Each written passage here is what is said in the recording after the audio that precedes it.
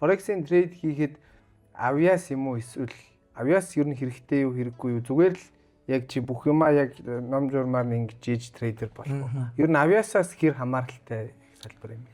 Би яг наадад нэг эсрэг гэдэг юм. Юу гэхээр яг миний л бодолтой.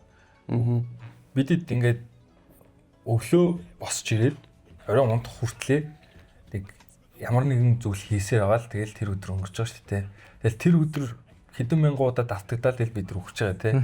Тэр яг тэрнтэй адилхан өглөө босоод орой унтах хүртлээ бидэд яг өөртөө хэрхэн цаг зарцуулж байгаа шалтгаалаад ер нь ганцхан арилжаан дээр ч биш бүх юм дээр л тэр хүний одоо амжилттай байх амжилтгүй байх уу хин нэгэн байхыг одоо тэр өглөөнөөс орой хүртэлх цагийг шийдэж байгаа шүү дээ.